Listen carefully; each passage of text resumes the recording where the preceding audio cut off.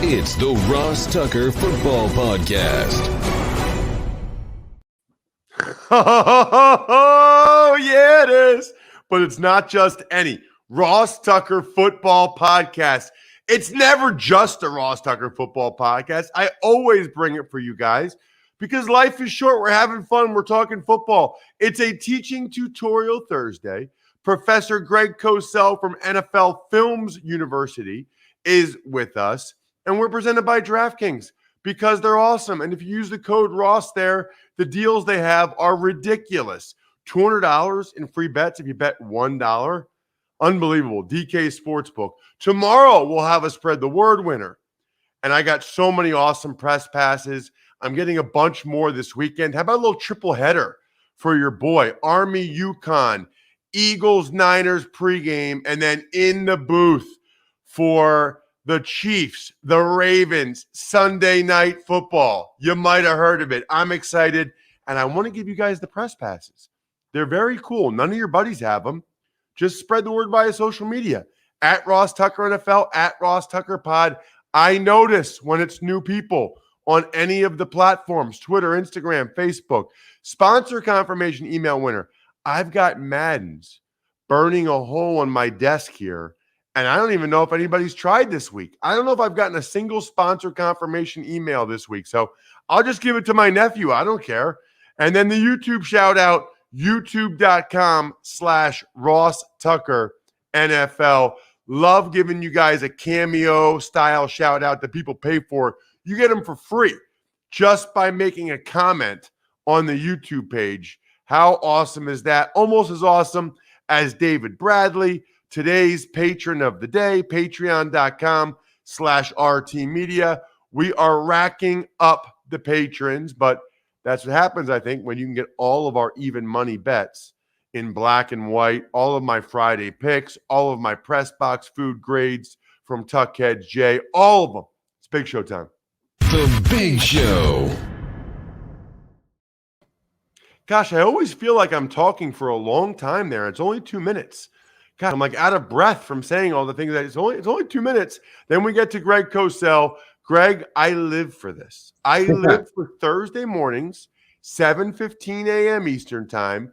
Greg Cosell, we discuss the games. We really preview the upcoming games, but it's based on what you saw from them the week before. This is not preseason. This is not a drill. This is the real deal. Last week's games counted.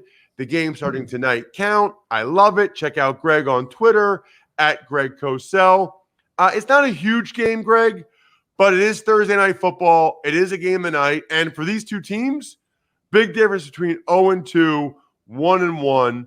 I got to tell you, Greg, I'm very bummed for my buddy Ryan Fitzpatrick, who's out for a while after the dislocated hip. That stinks. This is going to be his best situation.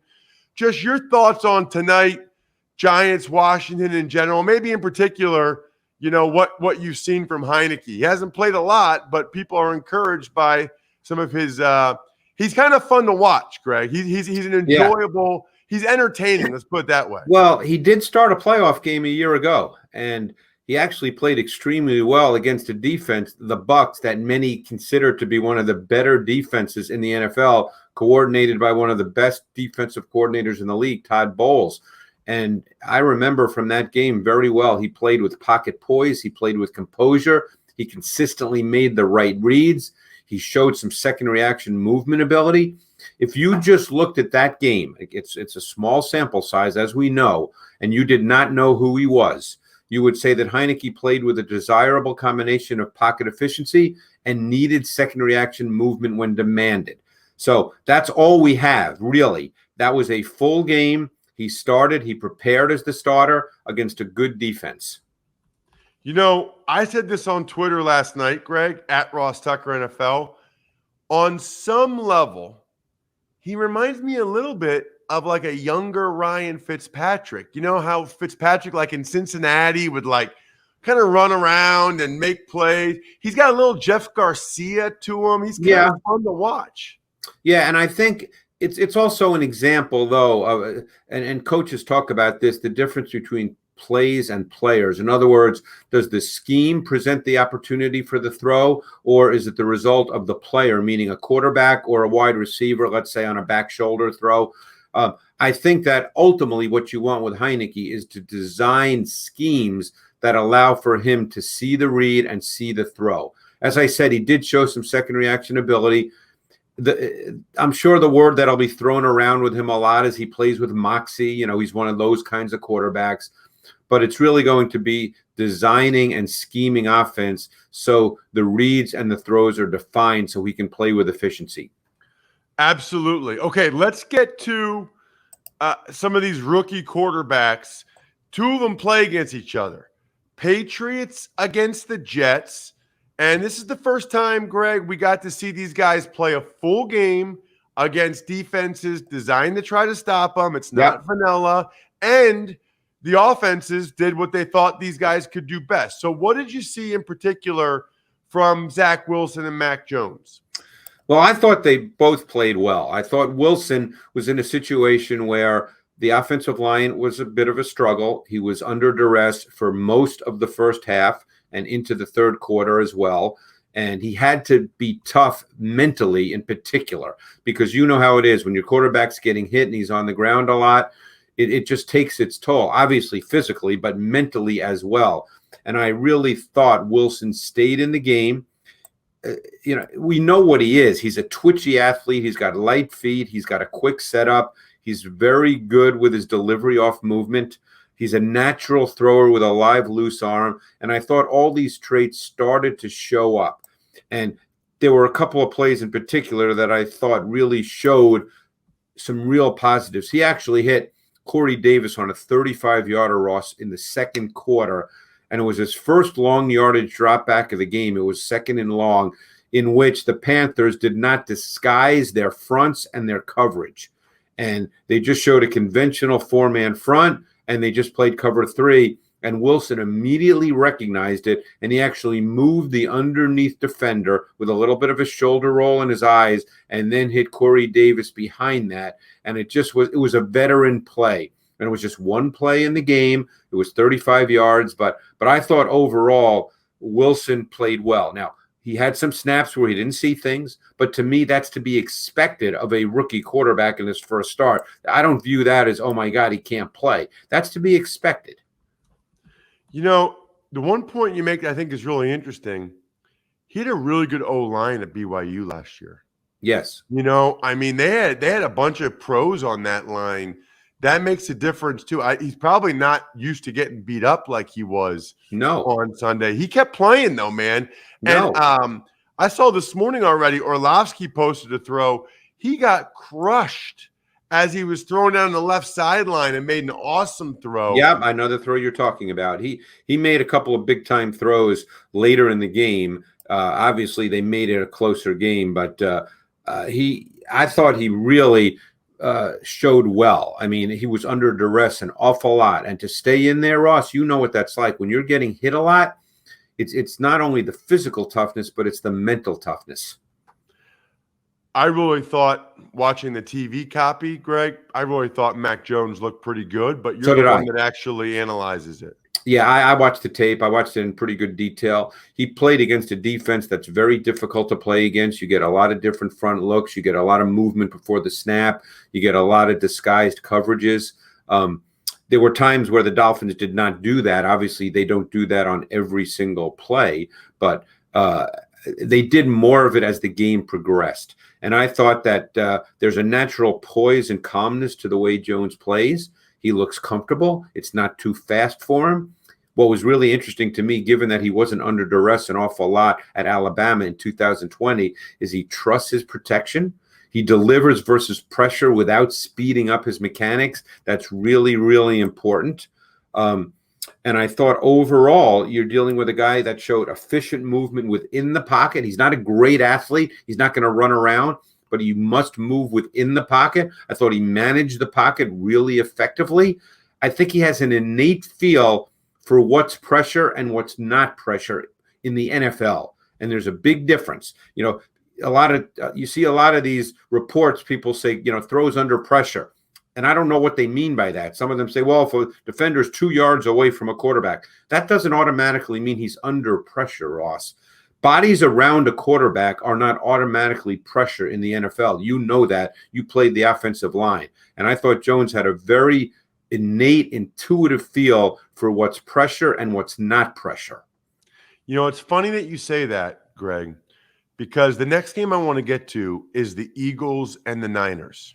Yep. And obviously, I think Jalen Hurts played very well. He did. If I'm nitpicking, Greg, my one critique is there were multiple times where if he just stepped up in the pocket, he was still perfectly protected, but he's got a little bit of that instinct to back out and go to the right, back and to the right. Yeah. And he's good at it, and he's athletic, and he can get out there and either make a throw or throw it away. But the one thing I like when quarterbacks do is they realize, okay, there's some bodies around me, but a lot of times, Greg, you're good. Even if there's bodies around you, you're good if you step up. There's usually 3 guys up there blocking 2, and they're keeping it strong. And there was a couple times I thought, oh, Jalen, just step up, dude. So what did you see from him? And you made a great point, by the way, and I'll tell you exactly what I typed because you know I take really copious notes when I watch these games. But pressure is a relative term. Pressure is not quantitative, where it's just it's a number. You can't just say, oh, if there's someone 2 yards away, well, that's pressure. It's not like that. So here's what I wrote with. First of all, Hurts played extremely well. Let's put that out there. And by the way, the coaching staff did an unbelievably good job allowing him to settle into the game. They started with 2 bubble screens. Then the third play was an RPO concept, which is a 1-read throw. The fourth play was a zone read run. They let him settle into the game. And it was all throws where there was not going to be any pressure. But the point I made, because there always are plays where you have to have deeper drops in every game, and I made the point that one area he needs to continue to improve is trusting his protection. There were snaps in which a blitzer was accounted for, but the flash of pressure caused him to break down and move. And when I say the flash of pressure, it's not pressure, it's just the flash of an opposing jersey color.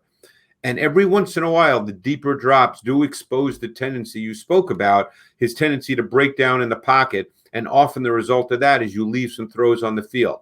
Now, these are things that they'll continue to work on.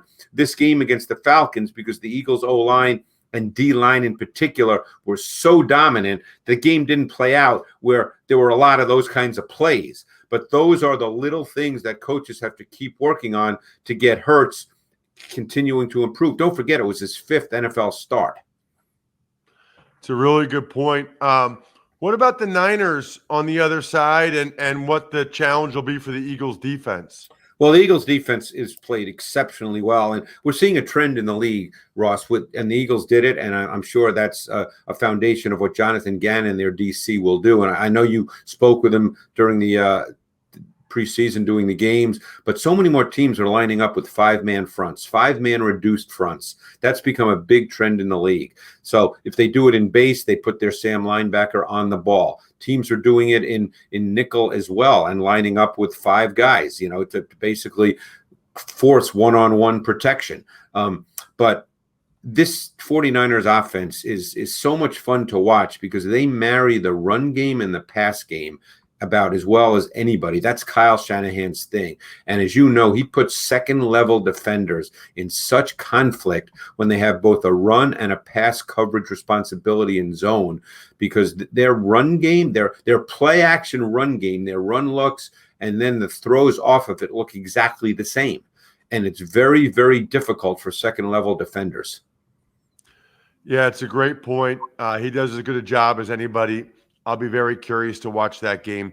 Also curious, Denver against the Jags. What did you see in particular, I guess? I'm curious about Trevor Lawrence. Yeah, I thought he played well too. I mean, what is it that you exactly don't want for your rookie quarterback in his first start? To drop back more than 50 times. That's absolutely what you don't want.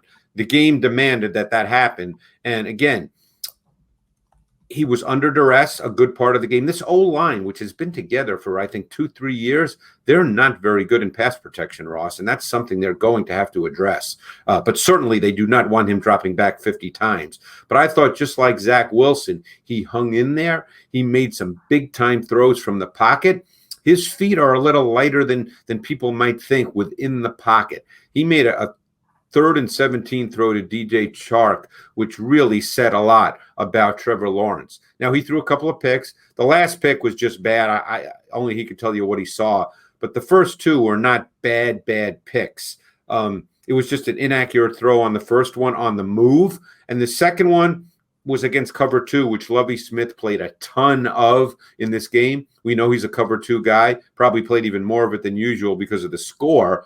But that second pick, I just thought Lawrence did not think that corner would sink as deep as he did, because normally the corner in cover 2 does not sink that deep, retreat that far. But I thought Lawrence played well. Now, again, he's got some things to clean up. We're not saying they don't, just like Zach Wilson does. But overall, the mental and physical toughness both Wilson and Lawrence showed in difficult circumstances, I thought really shined through. Let's talk Rams and Colts. You got 2 new quarterbacks in new places. Stafford in L.A., Wentz in Indy. What did you see from those guys? What are you thinking for this game? Well, let's start with Wentz. First of all, they couldn't run the ball well at all against Seattle. And Seattle's defense is totally different too. I'm sure we'll get to that at some point. And I thought Wentz was okay. I mean, it was an odd game for me with Wentz. I don't sense there's a rhythm to his game. I think he's an individual play type player. He still misses some throws with ball placement that he has to hit. He wasn't bad in this game. Even some completions, the ball location needs to be better to allow more run after catch. So he certainly was not bad, but I think they need their run game to be the starting point of their offense. Stafford, on the other hand, first of all, we all know he's a big-time thrower, one of the best in the league, has been for years. He's now in an offense that I think really plays well to what he is. That long touchdown he hit on his second throw to Jefferson, that's exactly what Sean McVay wants. Sean McVay wants to have the ability off his normal play-action pass game at the intermediate level. He wants to have the ability to add the deeper balls off that, particularly play action boot. And on that play, Stafford booted left. And he didn't really have that with Goff. Goff does not have that kind of arm. It's why they have Deshaun Jackson. It's why they drafted Tutu Atwell. Now, obviously, this one was to Jefferson, but this is an element of their offense that they really want to have that I don't believe they felt they had with Jared Goff. Yeah, I think you're right about that. What about the game I'm going to be calling, Greg? It's Sunday Night Football. It's the Chiefs and the Ravens. Anything interest you or jump out about the Chiefs or the Ravens offensively or defensively? Well, we know what the Chiefs are. I don't think we need to spend a lot of time right now talking about the Chiefs offense. We know what they are. We know Mahomes is great, and we know they've got weapons with Kelsey and Hill. And I think you're going to see some of these other receivers emerge. They might not be volume targets, but I think Byron Pringle's a very interesting player. The key thing is, I think, offensively for the Ravens, what they're going to look like this season, because we know they've been built for these last couple of years on the run game with the quarterback as the foundation of the run game. They're the only team in the NFL whose offense is built like that. In this game on Monday night, Lamar had 35 throws. I don't know if they want to do that in a normal game. And I'm very anxious to see the development of the passing game, which is not just Lamar, it's the passing game as a whole. They also had some really nice concepts, too, against zone, some really strong cover 3 type beaters. They did some good things. So I'm really anxious to see their development. Now, these two teams played last year, by the way, and it was early in the season, week 3, and Steve Spagnuolo just ate up this offense. A lot of pressure, a lot of cover 1, played 10 snaps against the Ravens. That's an awful lot of snaps. There are teams that won't play cover 0 with blitz 10 times throughout the entire season. Yeah, boy, that's a good point. I'll be curious to see that. It does seem like a lot of throws for Lamar Jackson. The last one I wanted to ask you about, Greg, because they stood out for different reasons. The Titans and the Seahawks. Yeah. Titans not real good. Seahawks got off to a good start. Well, Seahawks offense is totally different because Shane Waldron's the OC and he came from the Rams. So there's a ton of new principles, which I think will really help Russell Wilson. You can see the jet sweep action. You can see the conventional play action, the play action boot. I think it will define reads and throws quicker. That's what this offense does. And it wouldn't surprise me if you see Wilson appear to be a more structured, disciplined player and run less. That would not surprise me. On the other side, the Titans came out and they played Titans football. They just couldn't run the ball. Their O-line just got manhandled. But they came out and do what they do every game. They gave it to Henry out of base personnel groupings. They just couldn't run the ball. And their defense was not very good, so all of a sudden they were down. So the game got away from them and they could no longer play Titans football. But we know what they want to be. They just could not execute it this past week. Interesting. Okay. Yeah, they really struggled up. I mean, Chandler Jones, 5 sacks. Nothing gets me more frustrated than that, Greg. To me, that's a huge coaching mistake. That should never happen. That should never happen that a guy gets 5 sacks. Well, the first play of the game was just their outside zone run, and Chandler Jones just killed Taylor Lewan with quickness on an inside move and tackled Henry for a 3-yard loss, and that set the tempo for the entire game. It really, really did. Greg, terrific stuff as always. Love it. Can't wait for next week. Check him out on social so you know everything Greg's up to at Greg Cosell. Thank you, Greg. Thanks, Ross. Appreciate it. I appreciate Greg, and I appreciate Keeps. Guys, I'm telling you, if I can give you one piece of advice, this is Ross talking. Start before you think you need to start. By the time you see hair loss, you've lost 50% of the hair follicles in that area. Trust me, I know. I've talked to doctors about this. Take the 2 FDA-approved medications that can prevent hair loss. Do it. They're FDA-approved. Scientific evidence that they can keep the hair you have. I used to go to the doctor, get a prescription for the pill, have to go to the pharmacy to pick it up. I'd also go to the pharmacy or like Costco or something to get the topical solution. You can get them both shipped right to your house. I've been doing it for years now. This is maybe one of my favorite advertisers because it's kept my hair. Still looks pretty good on TV. If you're ready to take action and prevent hair loss, go to keeps.com/Ross to receive your first month of treatment for free. That's KEEPS.com/Ross to get your first month free.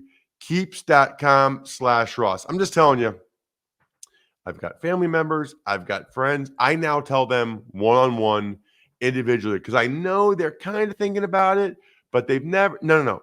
Do it. Keeps.com/Ross. Tuck's Takes. Morning, Ross. Let's start with Cowboys. Defensive end DeMarcus Lawrence breaks his foot in practice yesterday. Looks like he's going to miss at least 8 weeks after undergoing surgery. Cowboys have had a rough start to the season, Bri. I mean, between Dak during camp and then, Zach Martin, COVID issues, La'el Collins suspended, Gallup. Now they lose their best defensive lineman by far. They're going to have Micah Parsons probably rush off the edge a lot to try to generate any pressure now. It's a bad start for the Cowboys, which looks promising the way Dak played in the first game. Tuck's Takes. More injury news this time with the Raiders. Defensive tackle Gerald McCoy done for the season with a knee injury, so the team signs Damian Square. Damian Square has been around. I mean, Damian Square is a good player. He's like a journeyman D lineman, and the Raiders just needed a veteran body in there. I'm surprised that, if you look, Gerald McCoy's got a little juice to him. I'm surprised they might not have watched T.Y. McGill from the Eagles in preseason. T.Y. made a bunch of plays. Tuck's Takes. Lions need some wide receiver help, so they signed former Packer Geronimo Allison. That is one of the best names in the NFL. Geronimo. Now, Bri, Geronimo is the name of somebody's horse, right? The name of the horse? What is Geronimo? It's like from a TV Geronimo show was or a movie. a Native American figure. I don't know the history though. It's a Native American figure. I thought Geronimo was the Native American's horse. I don't know. I don't know either. You know what I do know, Bri? We'll be getting some tweets I'm sure we at will. Ross Tucker NFL, at Ross Tucker Pod. I mean, we could just Google it right now, but I know it's like Geronimo. I thought it was the horse, but maybe it's the Native American himself from whatever TV show that was from. No, I think Isn't it's a that weird? historical figure, not a TV show. Oh, Geronimo was a real person? I believe so. I thought it was from like a cowboy TV show back in the day. I don't know. Anyway, let's move on. So that's all you had to say. That's where you wanted to go with the Lions signing him. Yeah, pretty much. I don't have anything else to say about Geronimo Allison as a football player. The name is awesome. All right. Tuck's Takes. Got a game tonight. It's Thursday. NFC East battle. Washington football team hosts the New York Giants. Who do you like? Who you got? And why? You know what I like? I like that there's a game on tonight. You know what I don't like? People that are already complaining that it's not, the most exciting matchup. Will you just be quiet? I want people to pump the brakes on any complaining about football. Week 2, primetime standalone game. Pump the Duralast Elite brake pads, if you will, available exclusively at AutoZone. We all know Duralast parts are proven tough. They literally named the company Duralast, like durable, built to last. You get it? Well, these Duralast Elite, they're 3 times longer than a typical Duralast pad. That is good news, especially if you find yourself in a lot of stop-and-go traffic, you city slickers, or if you typically drive with heavier loads in your car. Probably some of you country folk. I'm just like ad-libbing here as I go. They got a hex pattern. No idea what that is, but that sounds good. I'll have 2. Keeps them performing longer. It all means you'll have safer, smoother, and quieter stops. The future of stopping starts with Duralast Elite brake pads. Only at AutoZone. Only at AutoZone. So stop complaining that there's a game tonight, please. Toss-up game, Bri. I guess I'll go Washington. I kind of like Heineke. I kind of enjoy watching him play. So I'll go Washington. And I think it's a close, low-scoring game. 20-17. Heineke makes one more play than Daniel Jones, which is probably sad for Giants fans. But 20-17 Washington. Let's do a quick email. Ever wanted to ask an NFL player a question? Well, here's your chance. It's time to Ask Ross. Email address is ross@rosstucker.com. And here's the deal. I'm really low on emails. So when you send me a sponsor confirmation, any of them, Keeps, Duralast, AutoZone, whatever, LinkedIn, PicksWise, when you send me any sponsor confirmation, go ahead and ask me a question because we're really low on questions. I think this might be my last one. Maybe I've got one more. ross@rosstucker.com. So you could win a Madden and ask me a question that I answer right here on the show. All right. Today's question from Scotty from Colorado Springs, who finally just joined up with Tuckheads. Looking forward to getting those even money picks. His question, Dan Patrick has the incomparable booker Fritzy to do his show's booking. Ross, how do you book your guests? Who books your guests and the process around that and confirming times and stuff like that? Again, that's from Scotty. You know, Scotty, we are still a small mom and pop operation. And by mom and pop, I mean Ross and Brian. So I book the guests and I book the guests by texting them usually.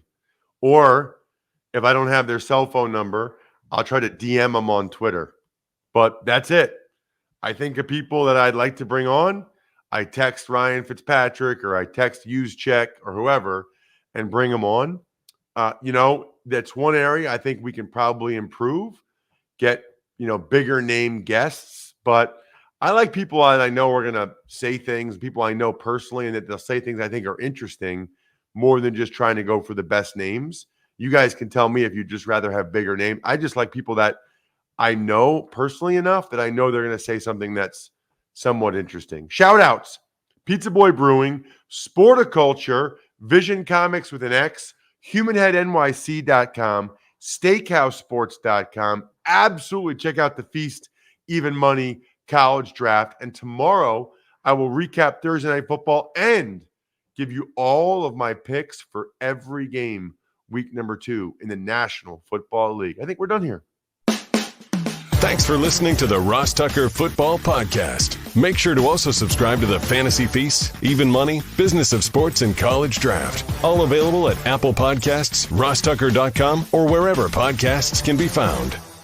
A lot of times on the show, I mentioned DraftKings. Here's what you need to know. You got to be 21 or older, New Jersey, Indiana, or Pennsylvania only. New customers only. Restrictions apply. See DraftKings.com/sportsbook for details. Gambling problem, call 1-800-GAMBLER, or in Indiana, 1-800-9-WITH-IT. By the way, if what I was talking about included a deposit bonus, doesn't always, sometimes it does.